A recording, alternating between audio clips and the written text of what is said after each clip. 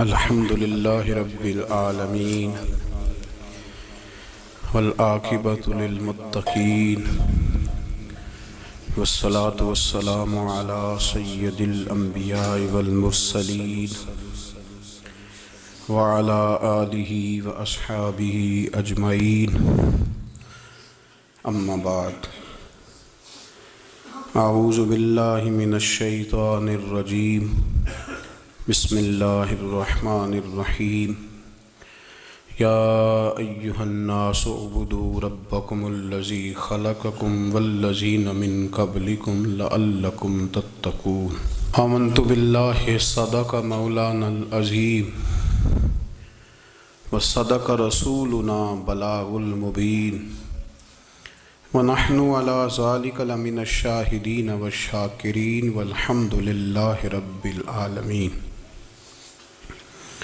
قال اللہ تبارک و تعالی فی شان حبیبہ مخبرا وامرا ان اللہ وملائکتہ یصلون علی النبی یا ایہا الذین آمنوا صلوا علیہ وسلموا تسلیما. الصلاة والسلام علیک یا سیدی یا رسول اللہ وعلى آلك وأصحابك يا سيدي يا حبيب الله. الصلاة والسلام عليك يا سيدي يا نبي الله وعلى آلك وأصحابك يا سيدي يا نور الله. اللهم صل على سيدنا ومولانا محمد معدن الجود والكرم وآله وصحبه وعطرته وبارك وسلم. تمام تعریفیں حمد اور ثنا اللہ تبارک و تعالیٰ کے لیے. درود و سلام نبی اکرم نور مجسم شفیع معظم احمد مجتبیٰ جناب حضرت سیدنا محمد مصطفیٰ صلی اللہ تعالیٰ علیہ وسلم کی ذات والا صفات کے لیے حمد و صلات کے بعد، دوستو، بزرگوں اور بھائیوں، قرآن مجید فرقان حمید میں اللہ تبارک و تعالیٰ نے فرمایا ہے اپنے بندوں کو اپنی عبادت کی طرف توجہ دلائیے. اپنے بندوں کے دلوں میں عبادت کا شوق، ذوق اور نظریہ پیدا فرمایا. فرمایا یا ایھا الناس اعبدوا ربکم الذی خلقکم. اے ایمان والو، اے لوگو، اپنے اس رب کی عبادت کرو جس نے تمہیں پیدا کیا ہے. والذین من قبلکم، اور ان لوگوں کو بھی پیدا کیا ہے جو تم سے پہلے تھے. تمہیں عبادت کا نفع یہ ملے گا لعلکم تتقون، کہ تم پرہیزگار ہو جاؤ گے. عبادت اس لیے کرو کہ اللہ نے تمہیں پیدا کیا ہے، اور اس لیے کہ تم سے پہلے لوگوں کو بھی اللہ نے پیدا کیا ہے. اور پھر ارشاد فرمایا کہ الذی جعل لکم الارض فراشا، وہی رب ہے جس نے تمہارے لیے زمین کو فرش بنایا ہے. والسماء بناء، اور آسمان کو چھت بنایا. وانزل من السماء ماء فاخرج به من الثمرات رزقا لکم. زمین کو فرش بنایا، آسمان کو چھت بنایا، پھر آسمان سے پانی برسایا جس کے ذریعے پھل نکالے، اور وہ بھی کسی اور کے لیے نہیں، رزقا لکم، تمہارے رزق کے لیے، وہ بھی تمہارے رزق کے لیے. یہ ساری نعمتیں تمہیں دی ہیں. اب فلا تجعلوا للہ اندادا،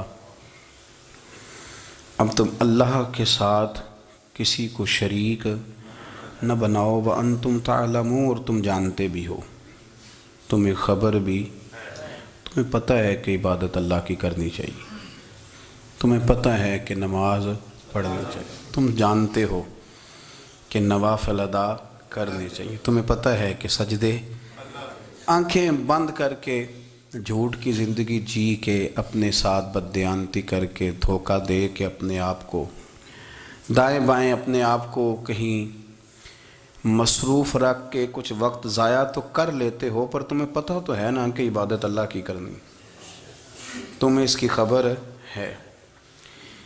فرمایا اس رب کی. دیکھیں نا، انسان پر اگر کوئی شخص نیکی کر دیتا ہے، احسان کر دیتا ہے، تو انسان اس کے سامنے پھر گردن نہیں اٹھا سکتا. یار یہ میرے مشکل وقت کا دوست ہے، اس نے میرے ساتھ نیکی کی ہے. کبھی بھی گردن نہیں اٹھائے گا، جھکا کے رکھے گا۔ تو اگر عام کوئی نیکی کر دے تو اس کے سامنے انسان کبھی گردن نہیں اٹھاتا، تو جو رب ساری نعمتیں عطا فرمائے، جو کہے کہ تیری تخلیق میں نے کی، تجھ سے پہلوں کو بھی پیدا میں نے کیا، تیرے لیے زمین کا بچھونا بھی میں نے بچھایا، آسمان کی چھت بھی میں نے لگائی، تیرے لیے زمین سے ساری اناج کو، پھل کو، کھیتیوں کو نکالا بھی تیرے لیے، اب تو اس طرح کر کہ تو میری عبادت کر، تو میری بارگاہ میں جھک جا۔ بہت سارے نشے لوگوں کو لگے ہوئے ہوتے ہیں، ہر آدمی کوئی نہ کوئی نشہ کرتا ہے، کوئی دولت کا کرتا ہے، کوئی شہرت کا کرتا ہے، کوئی اپنی تعریف کا نشہ کرتا ہے، دو چار لوگوں سے تعریف سن کے مطمئن ہو جاتا ہے۔ ناراض تو نہیں ہو گیا اس جملے سے؟ آپ کرتے ہیں لوگ دولت کا نشہ بھی، یہ جب نقصان ہوتا ہے تو بندے بیمار نہیں ہو جاتے؟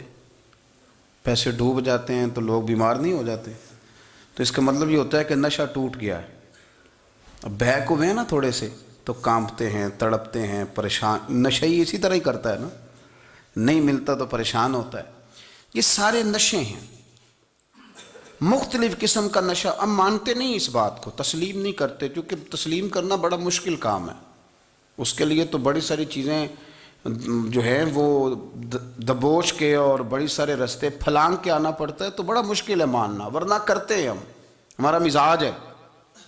یہ گھومنے پھرنے کا، دنیا دیکھنے کا بھی ایک نشہ ہے، یہ بہت ساری باتیں کرنے کا بھی ایک نشہ ہے، گپ شپ کا بھی ایک نشہ ہے۔ دو چار لوگوں کی جب تک پگڑیاں نہ کھول لیں، بعض لوگوں کو نیند نہیں آتی۔ یہ غیبت کا، چغلی کا، بددیانتی کا، یہ بھی ایک نشہ ہے۔ اس پر ملا رومی رحمۃ اللہ نے بڑا کلام لکھا ہے، وہ کہتے ہیں مانگ کے کھانے کا بھی نشہ ہے،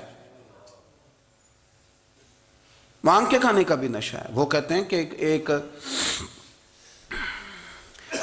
بھیک مانگنے والی خاتون تھی، تو بادشاہ کے پاس بھیک مانگنے آئی، تو بادشاہ کو پسند آ گئی، اس نے شادی کر لی۔ اب اس کو عادت تھی بھیک مانگ کے کھانے کی، تو وہ کنیزوں سے کہا کرتی تھی کہ فٹافٹ نہ روٹی لے کے آیا کرو، میں 2-3 دفعہ مانگوں تو پھر لایا کرو، چونکہ ایک نشہ ہے نا، تو میں مانگوں 2-4 دفعہ تو پھر۔ تو انسان بہت سارے نشے کرتا ہے، یہ مانتا نہیں۔ یہ موبائل، یہ فیس بک، یہ سارے نشے ہی ہیں۔ اپنی فوٹو لگا لینا، سارا دن اسی کو دیکھتے رہنا۔ اور بڑے بڑے سیانے بندے جو وزادار ہیں، بڑے وزادار لوگ ہیں، لیکن وہ بھی سنجیدگی کے قائل نہیں، اس طرح کے نشوں کا شکار ہیں۔ یہ سارے نشے ہیں جو ہم نے پال لیے۔ ہمارے صوفیاء، ہمارے بزرگ فرماتے ہیں کہ تم اس طرح کرو، اگر سارے نشوں سے بچنا چاہتے ہو تو سجدے کا نشہ شروع کرو، سجدے کا نشہ شروع کرو۔ یہ نا اقبال کہتے ہیں، ہو عطار ہو، رومی ہو، رازی، آپ بات کو سمجھیں، عطار ہو، رومی ہو، رازی ہو، غزالی ہو، کچھ ہاتھ نہیں آتا بے آہ سحر گاہی۔ کہتے ہیں بہت بڑا صوفی ہو جیسے فرید الدین عطار تھے، بہت بڑا تصوف کا امام ہو جیسے امام غزالی تھے، بہت بڑا تفسیر کا استاد ہو جیسے امام رازی ہو، عطار ہو، رومی ہو، رازی ہو، غزالی ہو، پر کچھ ہاتھ نہیں آتا بے آہ سحر گاہی۔ اگر سویرے اٹھ کے روتا نہیں نا اللہ کی بارگاہ میں، اگر تہجد نہیں نہ پڑھتا، تو کچھ ہاتھ نہیں آتا بے آہ سحر گاہی۔ پھر اس کو کوئی چیز نصیب، میری بات کی سمجھ آ رہی ہے آپ حضرات؟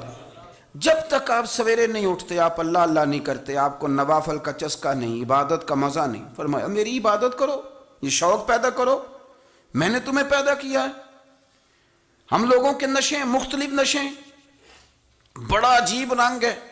محفل کی صدارت کرنے والے بڑے پیر صاحب، بڑے القابات، بیچ میں سے بندہ تلاش کرنے سے بھی نہیں مل رہا، اتنے بڑے لقب ہیں اس کے، لیکن وہ سج سنور کے 2.5 گھنٹے بیٹھا رہا محفل میں، اور نماز کا وقت آیا تو اس نے مختصر سی پڑھی، وہ نکل گیا، ہلکے سے سجدے کیے۔ اتنا بڑا عشق رسول، نعت خواں، ہو کیا بات ہے، اور عشق رسول کا بہت بڑا پیغامبر، بہت بڑا مبلغ، اور بیچارہ سمجھ ہی نہیں سکا کہ اللہ کے رسول نے فرمایا تو نماز پڑھ میری آنکھیں ٹھنڈی ہو جائیں گی۔ تو یہ نشے کے عادی تو ہیں پر حقیقت کے قائل نہیں ہیں۔ یہ بس ٹھیک ہے، خوابوں کی دنیا میں لوگ زندہ ہیں، پر جن کو یہ جو نشہ تھا نا عبادت کا، یہ میرے رسول پاک کی چاہت ہے، یہ میرے نبی کریم علیہ السلام کی، آپ دیکھیں نا حضور مہینوں مہینوں جا کے غار حرا میں بیٹھتے تھے. کیا وہاں تبلیغ کرتے تھے؟ کوئی کتاب لکھتے تھے؟ رسول کریم علیہ السلام مہینہ مہینہ رہتے غار حرا میں. کوئی نہ مجھے دیکھے، کوئی نہ مجھے ملے. حضور یہاں کیا ہے؟ فرمایا میں اپنے رب کی عبادت کروں گا. نبی کریم علیہ السلام نے سجدوں کے ساتھ پتھروں اور پہاڑوں کو آباد کر دیا، سجدوں کے ساتھ. آپ کا سجدہ آپ کو بہت ساری چیزوں سے چھڑا لیتا ہے، یہ بہت ساری جگہوں سے جھکنے سے بچا لیتا ہے. صوفیاء اولیاء یہ کیا کرتے تھے؟ یہ سجدے کا ذوق ہی تو پیدا کرتے تھے. سجدے کا ذوق. شاہ عبدالعزیز دباغ رحمۃ اللہ تعالی علیہ اپنے مریدوں سے فرمایا کرتے تھے کہ اگر تم پکے نمازی بن جاؤ نا، تہجد گزار ہو جاؤ، تو میرے پاس آنا جانا چھوڑ دینا. عرض کی حضور کیوں؟ فرمایا میں تمہارے اور رب رسول کے رستے میں رکاوٹ نہیں بننا چاہتا، اور میرا مقصود ہے تمہیں وہاں تک پہنچانا. جب پہنچ گئے تو پھر میری ضرورت ختم ہو گئی. ہاں کبھی وسوس آئے، شک پیدا ہو، تکلیف ہو تو آنا، ورنہ میں نہیں چاہتا کہ میں رکاوٹ بنا رہوں. تم اللہ اللہ کرو، اس مالک کو راضی کرو. میرے رسول پاک علیہ وسلم نے فرمایا بندہ اللہ کے سب سے قریب اس وقت ہوتا ہے جب وہ سجدے کی حالت میں ہوتا ہے. کس کے قریب ہوتا ہے؟ اللہ کے سب سے قریب ہوتا ہے. وہ بڑا نیڑے ہے رب کے، بڑا قریب ہے، اس لیے کہ وہ حالت سجدہ میں. وہ جب سجدے کرتا ہے نا، اس کی بارگاہ میں جب جھک جاتا ہے. آپ ذرا سجدے کی کیفیت دیکھیں نا. زبان بھی یہاں ہے، آنکھ بھی یہاں ہے، کان بھی، عقل بھی ساری، اس نے سارا کچھ رکھ دیا سجدے میں.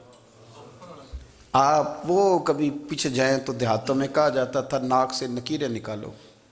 بہت بڑی سزا ہوتی تھی نا، ناک سے نکیریں نکالو، بڑی سزا ہوتی تھی. تو اس نے کہا مالک مجھے کسی نے کہا نہیں، پر دیکھنا میں نے رکھ دی ساری عقل سجدے میں، اور رکھ کے کہا کیا؟ سبحان ربی یا اللہ، اللہ میں پست ہوں تو اعلیٰ ہے، اللہ تو میرا رب ہے اور تو سب سے اعلیٰ.